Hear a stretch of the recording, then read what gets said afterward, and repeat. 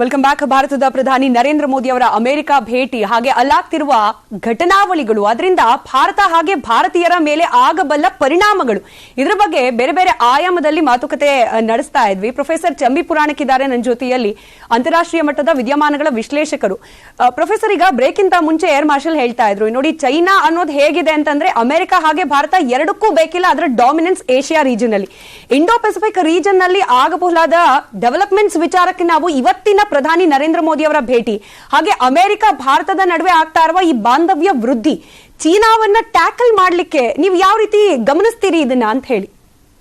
ನಿಜ, ಅವರು ಮುರಳಿ ಅವರು ಹೇಳಿದಾಗೆ ಇದು ಇವತ್ತಿನ ಒಂದು ಮೋದಿ ಮತ್ತು ಬಿಡೆನ್ ರವರ ಅಥವಾ ಅಮೆರಿಕ ಭಾರತದ ಏನು ಭೇಟಿ ಇದೆ ಅದು ಮೋಸ್ಟ್ಲಿ ನನ್ನ ಪ್ರಕಾರ predominantly it is defence synergetic kind of meet ಅಂತ ಹೇಳ್ತೇನೆ. ಯಾಕಂದ್ರೆ that is the top of the agenda. ಉಳಿದೆಲ್ಲ ಭಾರತ ಮತ್ತು ಅಮೆರಿಕದ ಸಂಬಂಧಗಳ ಒಂದು ಏನು ಅಭ್ಯುದಯ ಇದೆ ಅಥವಾ ಬೆಳವಣಿಗೆ ಇದೆ, ಅದಕ್ಕೆ ಬೇಕಾದಷ್ಟು ಹಿನ್ನೆಲೆಯನ್ನ ನಾವು ನೋಡ್ತೀವಿ. ಆದ್ರೆ ಇದನ್ನ ನಾನು ಬಹಳ ವಿಶೇಷವಾಗಿ ನೋಡೋದು ಅಂದ್ರೆ ಜಿಯೋ ಪೊಲಿಟಿಕಲ್ ಕಾಂಟೆಕ್ಸ್ಟ್ ಅಲ್ಲಿ ಯಾವುದೇ ರೀತಿಯ ಒಂದು ಪ್ರಿಸಮ್ ಆಫ್ ಅಲಯನ್ಸ್ ಅಂತ ಹೇಳ್ತೀವಲ್ಲ, ನ್ಯಾಟೋ ಆಗ್ಲಿ, ಸೇಟೋ ಆಗ್ಲಿ ಅಥವಾ ಬೇರೆ ಇನ್ನು ಒಂದು ಮಿಲಿಟರಿ ಒಪ್ಪಂದಗಳಿಲ್ಲದೆ ಭಾರತವನ್ನ ಚೀನಾ ಎದುರು ಮತ್ತೆ ಭಾರತವನ್ನ ಜಪಾನಿನ ಮಟ್ಟಕ್ಕೆ ಆರ್ಥಿಕವಾಗಿ ಬೆಳೆಸ್ತಕ್ಕಂತ ಒಂದು ಏನು ಒಂದು ಕ್ರಿಯೆ ಅಥವಾ ಒಂದು ಮುಕ್ತವಾದ ಅವಕಾಶವನ್ನ ಭಾರತ ಪಡೆದಿದೆ ಅಂದ್ರೆ ಅದನ್ನ ನಿಜವಾಗ್ಲೂ ನಾವು ಹೆಮ್ಮೆ ಪಡಬೇಕು. ಯಾಕಂದ್ರೆ ಮೋದಿಯವರ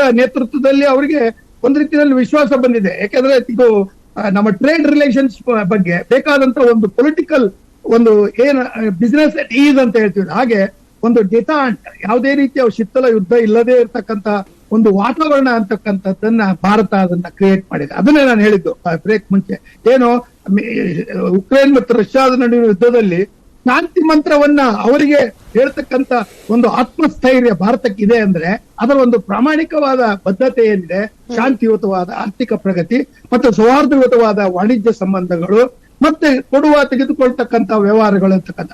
ಇನ್ನೊಂದು ಪಾಯಿಂಟ್, ಅಮೆರಿಕಕ್ಕೆ ಚೀನಾದ್ದೇ ಒಂದು ಪೈಪೋಟಿ ಕಳೆದ 18 ವರ್ಷಗಳಲ್ಲಿ ಇವತ್ತೇನಾದ್ರೂ ಅಮೆರಿಕಕ್ಕೆ ತಲೆನೋವು ಅಥವಾ ಹೆಡೇಕ್ ಅಂತ ಇದ್ರೆ ಅಥವಾ ಚಾಲೆಂಜ್ ಅಂತ ಇದ್ರೆ ಅದು ಚೀನಾ. ಆ ಚೀನಾಕ್ಕೆ ಸಮನಾಗಿ ಭಾರತವನ್ನ ತರುವ ಒಂದು ಏನು ಅಜೆಂಡಾ ಅಥವಾ ಒಂದು ಪ್ಲಾನ್ ಅನ್ನ ನಾವು ಇಲ್ಲಿ ಕಾಣ್ತಾ ಇದ್ದೇವೆ. ಬಹುಶಃ ಆ ದೃಷ್ಟಿಯಲ್ಲಿ ಇದನ್ನ ನೋಡಿದ್ರೆ it will be advantages for India. ಯಾಕಂದ್ರೆ ಭಾರತದ ಪ್ರಧಾನಿ ಅಲ್ಲಿ ಭೇಟಿ ಮಾಡ್ತಕ್ಕಂಥ ಸಂದರ್ಭದಲ್ಲಿ ಈ ಸ್ಟೇಟ್ ವಿಸಿಟ್ ನಲ್ಲಿ ಅವ್ರಿಗೆ ಸಿಕ್ಕಿರ್ತಕ್ಕಂಥ ಮಹತ್ವ ಮತ್ತೆ ಅದಕ್ಕೆ ಮುನ್ನ ಈ ಮೋದಿಯವರು ಏನೇನು ಅಲ್ಲಿ ಯಾರ್ಯಾರು ನೋಡಿ ಇಂಟೆಲೆಕ್ಚುಯಲ್ಸ್ ತಗೊಳ್ಳಿ, ಅಕಾಡೆಮಿಷಿಯನ್ಸ್ ತಗೊಳ್ಳಿ, ಸಿಇಒಸ್ ಗಳು ತೆಗೆದುಕೊಳ್ಳಿ, ಭಾರತ ಸಮಾಜದಲ್ಲಿ ಬಹಳ ಪ್ರಭಾವಶಾಲಿ ವ್ಯಕ್ತಿತ್ವವನ್ನ ಅಥವಾ ಅಂಶಗಳನ್ನ ಪ್ರಭಾವಿಸ್ತಕ್ಕಂಥ ಸೆನೆಟರ್ಗಳು ತೆಗೆದುಕೊಳ್ಳಿ, ಟೀಕೆ ಟಿಪ್ಪಣಿ ಒಂದ್ ಕಡೆಗಿರ್ಲಿ, ಅವೆಲ್ಲ ಒಂದು ರೀತಿಯಲ್ಲಿ ಫುಟ್ ನೋಟ್ ಇದ್ದ ಹಾಗೆ. ಆದ್ರೆ ಮುಖಪುಟ entire page of our relationship is predominantly based on this kind of trade and economic relations. ಆ ದೃಷ್ಟಿಯಿಂದ ಭಾರತಕ್ಕೆ ಇದು ಜಿಯೋ ಪೊಲಿಟಿಕಲಿ ಅಡ್ವಾಂಟೇಜಸ್ ಅಮೆರಿಕಕ್ಕೆ, ಬಟ್ ಭಾರತಕ್ಕೆ ಏನಂದ್ರೆ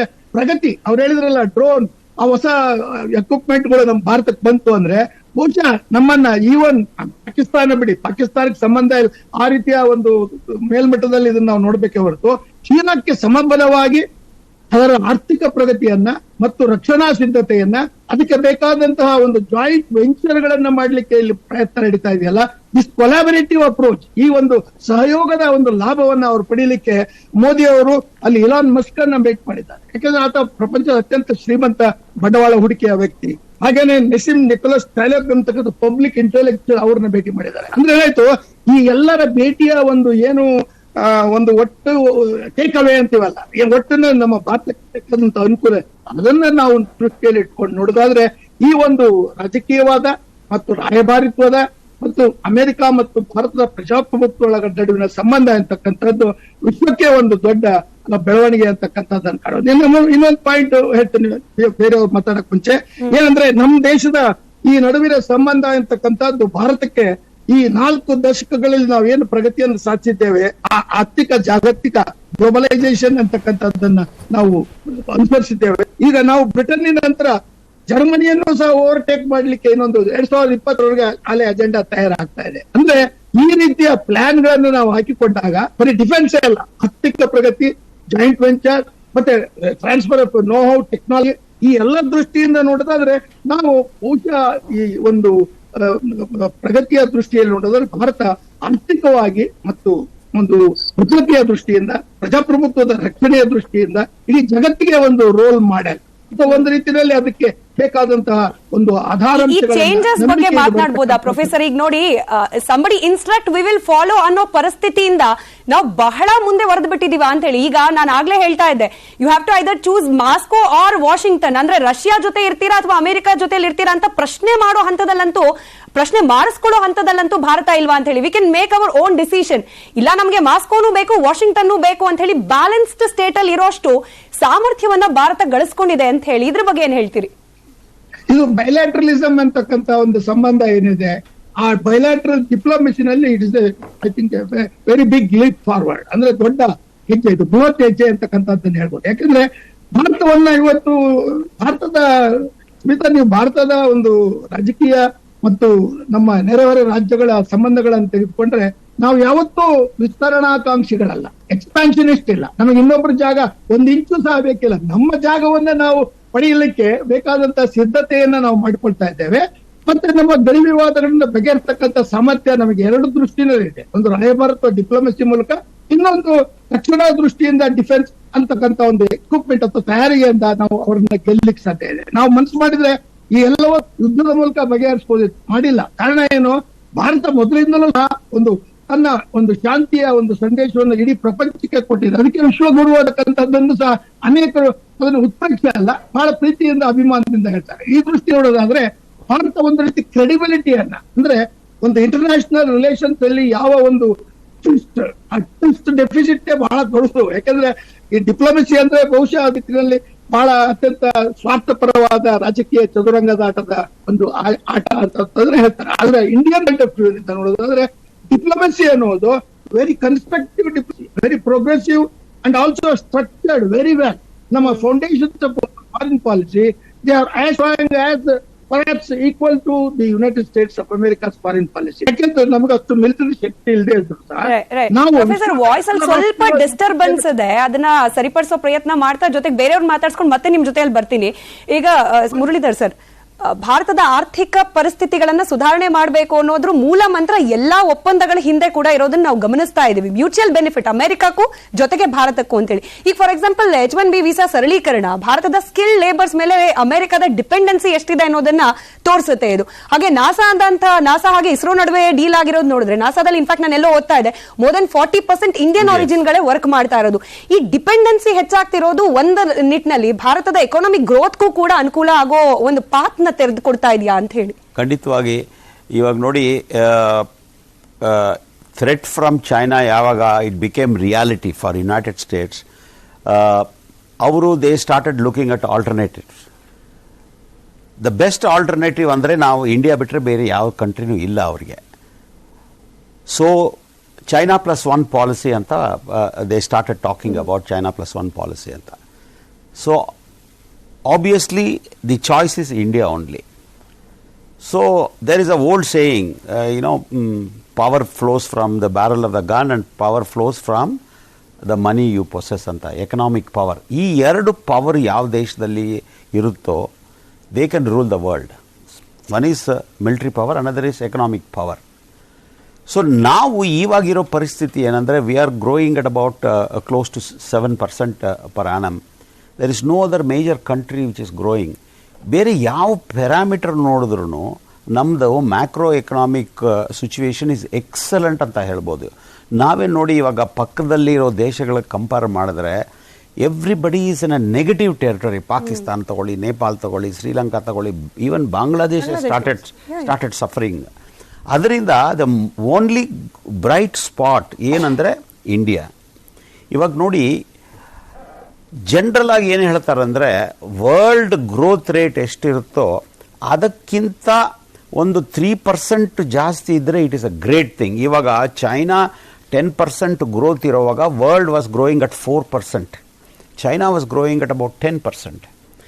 ನಮ್ಮ ಗ್ರೋತ್ ನೋಡಿದ್ರೆ ಇವಾಗ ಲಾಸ್ಟ್ 10 ಇಯರ್ಸಲ್ಲಿ about we are hovering around 8 to 8.5%. ಇವಾಗ 7% ಬಂದಿದ್ದೀವಿ. ವರ್ಲ್ಡ್ ಗ್ರೋತ್ ಇವಾಗ ಇರೋದಲ್ಲ 2.5%, 2 to 2.5% ಇದೆ. ಆದ್ರೂ Indian growth is around 7%. This is an outstanding kind of performance. ಎಲ್ಲೂ ಎಕ್ಸ್ಪೆಕ್ಟ್ ಮಾಡೋಕ್ಕೆ ಆಗೋದಿಲ್ಲ. ಈ ಬೇರೆ ಯಾವ ಪ್ಯಾರಾಮೀಟರ್ ತೊಗೊಳ್ಳಿ, ಇವಾಗ ಲೋಕಲ್ ಆಗಿ GST ಕಲೆಕ್ಷನ್ಸ್ ತೊಗೊಳ್ಳಿ, ಇನ್ಕಮ್ ಟ್ಯಾಕ್ಸ್ ಕಲೆಕ್ಷನ್ಸ್ ತೊಗೊಳ್ಳಿ, ತುಂಬ ಹೋದ ಒಂದು 9 ವರ್ಷದಲ್ಲಿ ತುಂಬ ಚೇಂಜಸ್ ಆಗಿದೆ. ನಾರ್ಮಲಾಗಿ ಏನಾಗುತ್ತಂದರೆ ಒಂದು ದೇಶದಲ್ಲಿ ಈ ಡೆಮಾಕ್ರಸೀಸಲ್ಲಿ ಫಸ್ಟ್ ಟರ್ಮಲ್ಲಿ ಬಂದಾಗ ತುಂಬ ಕೆಲಸ ಮಾಡ್ತಾರೆ, ಸೆಕೆಂಡ್ ಟರ್ಮ್ಗೆ ಬಂದಾಗ ಸ್ವಲ್ಪ ಸ್ಲೋ ಆಗಿಬಿಡ್ತಾರೆ. ಆದರೆ ನಮ್ಮ ದೇಶದಲ್ಲಿ ದ ಪ್ರೆಸೆಂಟ್ ಗೌರ್ಮೆಂಟ್ ಏನು ಮಾಡ್ತಾ ಇದೆ ಅಂದರೆ ಕನ್ಸಿಸ್ಟೆಂಟಾಗಿ ಕಂಟಿನ್ಯೂಯಸ್ ಆಗಿ ಒಂದು ಚೇಂಜಸ್ ತರ್ತಾನೆ ಇದ್ದಾರೆ. All this is helping the economy. ಈ ಡಿಜಿಟಲೈಸೇಷನ್ ನೋಡಿ, ಓಪನಿಂಗ್ ಆಫ್ ಏವಿಯೇಷನ್ ಸೆಕ್ಟರ್ ನೋಡಿ, opening up of so many sectors. ಮುಂಚೆ ಎಲ್ಲ ಯಾವ್ದು ಇಲ್ಲ, ಇದು ನಿಮಗಿಲ್ಲ, ಇಟ್ ಈಸ್ ನಾಟ್ ಓಪನ್ ಅಂತ ಪ್ರೈವೇಟೈಸೇಷನ್ ನೋಡಿ, ಏರ್ ಇಂಡಿಯಾ ಪ್ರೈವೇಟೈಸ್, ಯಾವ ಪ್ಯಾರಾಮೀಟರ್ ನೋಡಿದ್ರೂ ಇಂಡಿಯಾ ಇಸ್ ಡೂಯಿಂಗ್ ವೆಲ್. ಅದರಿಂದ it is not a surprising thing that United States, America is looking at US both from the perspective of security to challenge China and also from the economic perspective to challenge China. China challenge ಮಾಡಬೇಕಾದ್ರೆ US ಅಲ್ಲಿರೋ ಪರಿಸ್ಥಿತಿ, manufacturing facilities, they cannot compete with China. If at all there is a country, only India can compete. ಇಂಡಿಯಾದಲ್ಲೂ there are lot of issues, lot of problems, lot of things have to change. ಇನ್ನೂ ಆಗಬೇಕು, ತುಂಬ changes ಬರಬೇಕು, ತುಂಬ reforms ಆಗಬೇಕು ಇದೆ. ಆದರೆ ಅದೆಲ್ಲ ಮಾಡಿದ್ರೆ we are the most competitive country in the world today to challenge China. ಅಮೆರಿಕಾಗೆ ಬೇಕಾಗಿರೋದು ಏನಂದರೆ to weaken China, they have to militarily weaken China, strengthen us, economically weaken China, strengthen us. ಇದು ಇವಾಗ ನಡೀತಾ ಇರೋ ಮೋದಿ ವಿಸಿಟ್ ಟು US, ಈ ಎರಡು aspect ಇಂದ ನೋಡಿದ್ರು, ಈ ಎರಡು ಆಸ್ಪೆಕ್ಟ್ ಅಲ್ಲೂ they are helping India and they are trying to pull down China. Economic part ನೀವು ಹೇಳಿದ್ರಿ, ಸೊ ಮಿಲಿಟರಿ ಪಾರ್ಟ್ ಸರ್ ಹತ್ರ ಕೇಳ್ತೀನಿ. ಮುರಳಿ ಸರ್, ಈಗ ಎರಡು ಟಾಕ್ ಆಫ್ ದ ಟೌನ್ ಅಂತೇಳಿ ನಾನು ಹೇಳ್ತಾ ಇದ್ದೆ, ಎರಡು ವಿಚಾರ, ಒಂದು F441, ಇನ್ನೊಂದು MQ-9 ರೀಪರ್ ಡ್ರೋನ್ಸ್. ಈಗ ಈ ಎರಡೂ ವಿಚಾರಕ್ಕೆ ಸಂಬಂಧಪಟ್ಟಂತೆ ಕಂಬೈನ್ ಮಾಡಿ ಕ್ವೆಶ್ಚನ್ ಕೇಳ್ಬಿಡ್ತೀನಿ. ಈ ಆತ್ಮನಿರ್ಭರತೆ ತೇಜಸ್ ಅಂದ ತಕ್ಷಣ ಬಹಳ ಪ್ರೌಡ್ ಫೀಲ್ ಆಗ್ತಿತ್ತು, ಬಟ್ ನಾನು ಎಲ್ಲೋ ಓದ್ದೆ, correct me if I am wrong, 55% ಈ ಬಿಡಿ ಭಾಗಗಳು ಬೇರೆ ಕಡೆಯಿಂದ ಇಂಪೋರ್ಟ್ ಮಾಡ್ಕೊಳ್ತಾ ಇದ್ವಿ Tejas, do we call it as ಆತ್ಮನಿರ್ಭರದ ಭಾಗ ಅಂತ ಹೇಳಿ. ಈಗಾಗಿರೋ ಈ ಡೀಲ್ ಇದೆಯಲ್ಲ ಬಿಟ್ವೀನ್ GE ಅಂಡ್ HAL, ಇದು ಈ ಆತ್ಮನಿರ್ಭರತೆಯ ಅರ್ಥವನ್ನ ಎಷ್ಟರ ಮಟ್ಟಿಗೆ ಇನ್ನೂ ಹೆಚ್ಚು ಮಾಡುತ್ತೆ ಅಂತ ಹೇಳಿ. ಜೊತೆಗೆ ಐ ಹರ್ಡ್ ದಟ್ ಇದೇ ರೀತಿಯ ಈ MQ-9 ತರದ್ದೇ ಒಂದು ಡ್ರೋನು ಚೀನಾದಿಂದ ಪಾಕಿಸ್ತಾನ ಕೊಂಡ್ಕೊಂಡಿತ್ತು, ನಮ್ಮ ಹತ್ರ ಟೆಕ್ನಾಲಜಿ ಇರಲಿಲ್ಲ ಅಂತ ಹೇಳಿ. ಸೊ ಇದು ಹೇಗೆ ಬೂಸ್ಟ್ ಅಪ್ ಮಾಡುತ್ತೆ ನಮ್ಮ ಡಿಫೆನ್ಸ್ ಪವರ್ ಅನ್ನ ಅಂತ? ಸ್ಮಿತಾ, ಒಂದು ಸ್ಮಾಲ್ ಇದನ್ನ ಜಸ್ಟ್ 1 minute ಬ್ಯಾಕ್ಗ್ರೌಂಡ್ ಕೊಟ್ಬಿಟ್ಟು I will answer your question. Firstly, ನಾವು ಇಷ್ಟೊತ್ತು ಡಿಸ್ಕಸ್ ಮಾಡ್ತಾ ಇದ್ವಿ ನಮ್ಮ ಪ್ರಧಾನಮಂತ್ರಿಗಳ ವಿಸಿಟ್ ಟು ಅಮೆರಿಕಾಗೆ. It has not happened overnight. Ajit ಡೋವಲ್ಗೂ ಆಮೇಲೆ ಜಾಕ್ ಸಲಿವನ್ಗೂ ಅವರಿಬ್ಬರಿಗೂ ಮಾತುಕತೆ ಕತೆ ಆಗಿದೆ.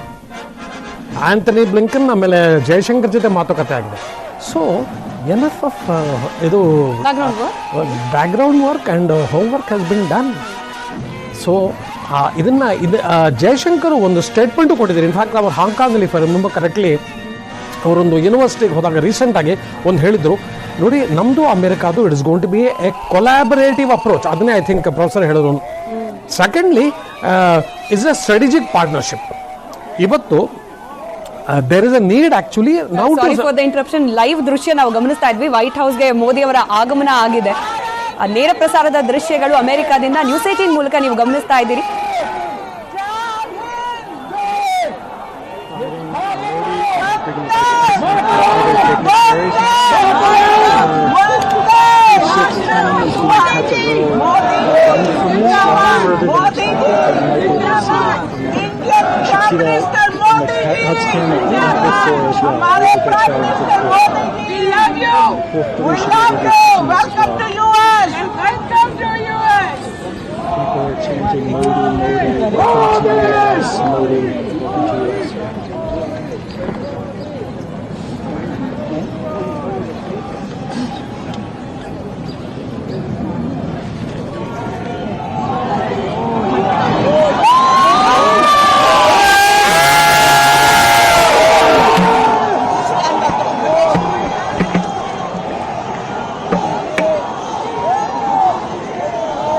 Distinguished guests, the national anthem of the Republic Republic of India, followed by the national anthem of the United States.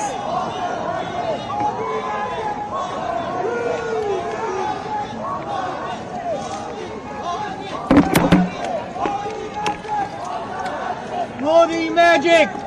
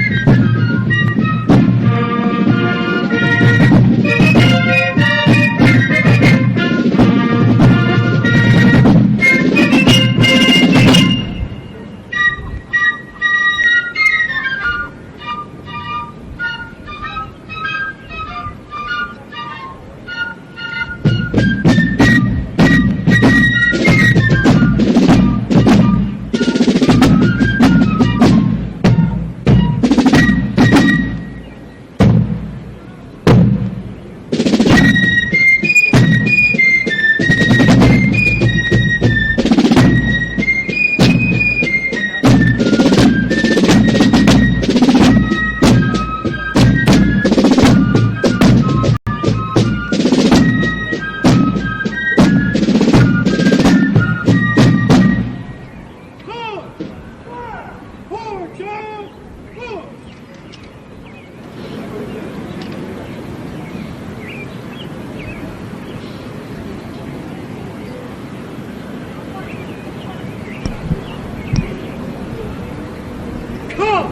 Patty! Cup! Ceremonial! At ease! Hurry! Cup! Stand at ease!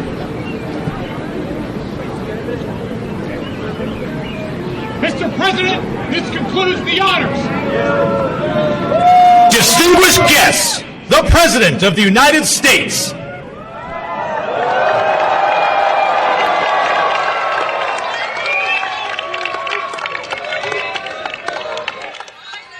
Welcome, Mr. Prime Minister. Welcome back to the White House.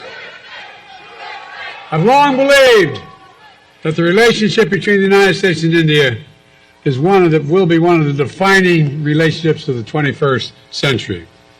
Two proud nations whose love of freedom secured our independence, bound by the same words in our Constitution. First three words: we the people. The enduring ties and shared values between our people. White ಹೌಸ್ನ ಮುಂಭಾಗದಿಂದ ನೇರ ಪ್ರಸಾರದ ದೃಶ್ಯಗಳನ್ನ ಗಮನಿಸ್ತಾ ಇದ್ವಿ. America ಅಧ್ಯಕ್ಷ Joe Biden ಮಾತನಾಡ್ತಾ ಇದ್ದಾರೆ. ಅಲ್ಲಿಂದ ನೇರ ಪ್ರಸಾರದ ದೃಶ್ಯ. ಹಾಗೆ ಈ ಘಟನಾವಳಿಗಳ ವಿಶ್ಲೇಷಣೆ ಮುಂದುವರಿಯುತ್ತೆ ಚಿಕ್ಕ ಬ್ರೇಕ್ನ ನಂತರ.